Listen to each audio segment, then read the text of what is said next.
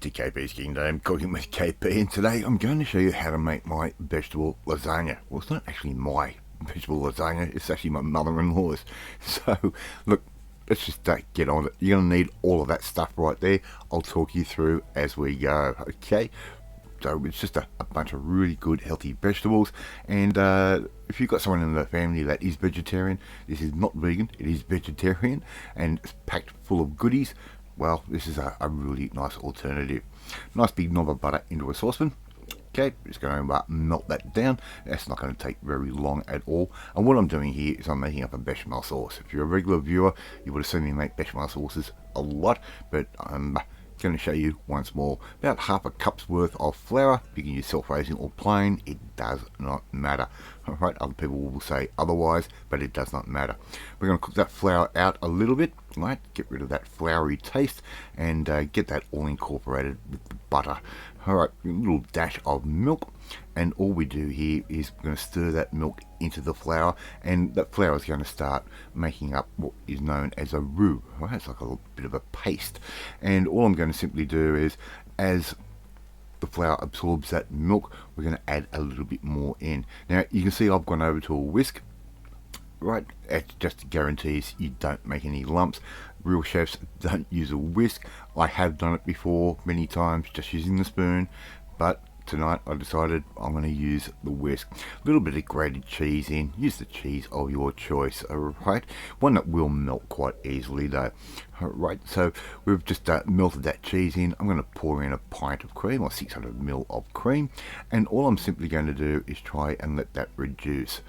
Right, so give that a stir from time to time and add a little clumps of cheese in from time to time. You can make it as cheesy or non-cheesy as you like. If you want to make this vegan, skip the butter, use a bit of margarine, use your flour, and maybe use something like an almond milk or something like that. If you've got a vegetarian cheese that will melt, you can use that as well. Alright, so here I've got a nice big oven dish, and I'm going to start assembling up my lasagna. So here I've got some passata.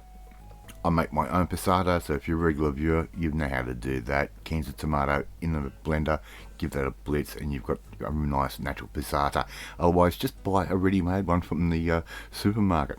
So a little layer of that is going to go down, and I'm using some dried pasta this time around. I'm going to show you how easy it is to do. Right, and you can keep these dried sheets in the cupboard all year round, and but you can bring them out and make a lasagna when you want. So here I've got some sweet potato, which I've just finely sliced. Okay, so we're going to lay a nice big layer of that down on the bottom. Alright, and we're going to layer a little bit more passata over the top. Right, don't have to go too heavy on it, just a nice little thin layer, just like that. Right, and that's going to help cook off that sweet potato.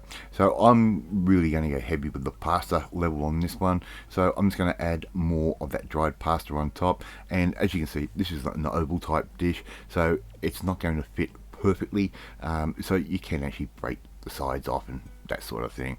Right, a little bit of your bechamel sauce that can go straight down on top of the lasagna sheets as well, and there will be an all of this to cook that dry lasagna off very, very quickly. Alright, we're going to put a nice big layer of some zucchini. I've just given those a nice slice, as you can see. So we're just going to make sure we get a nice level full layer of that zucchini, and that takes no time to cook at all in a particular dish like this. Right, so just layer that up like I'm doing right there. It's not going to take you very long at all. And look, this is not normally a weeknight meal, it is a weekend type meal or a holiday type meal. So I'm just going to add in more lasagna sheets just like that. Okay, and a little bit more of our passata on top, so we're alternating some of our flavors all together, and this does end up being a very creamy and quite a rich lasagna. Right, some sliced mushrooms. I've bought those, I kid you not, pre-sliced. Yep, sometimes I might get lazy, and for the extra, $1 a kilo it's going to cost you to do that, it sometimes is worth it.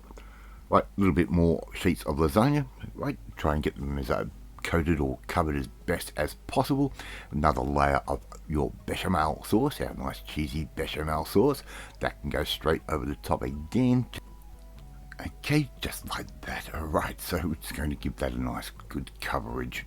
Okay, right, let's get on with another bit of vegetables. I've really diced up and crumbled up that cauliflower that was sitting at the beginning there. So a nice layer of cauliflower can go over the top, just like that. As you can see, we're starting to get up towards the top of this dish. Don't worry, those vegetables will cook off and that will sink a little bit. Alright, some more lasagna sheets, just like that. Put another final layer over the top, and before you know it, we're going to be getting ready to cook.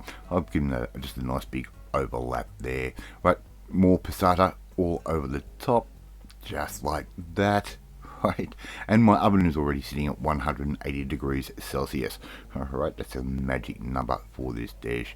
Alright, so it's going over the top, and I'm going to finish it off again with some more of our cheesy bechamel sauce, and that's going to nice and brown with the cheese factor inside. Right, that's all done. I'll put that on a tray, of course. Mrs. KP is going to put that in the oven for me. We're going to leave that until you can put a skewer through. It's going to take you around about 30 to 40 minutes. Right, if just make sure you put a skewer through. If it goes through nice and easily, you know everything is cooked to perfection. And when we're done, it should look something like that.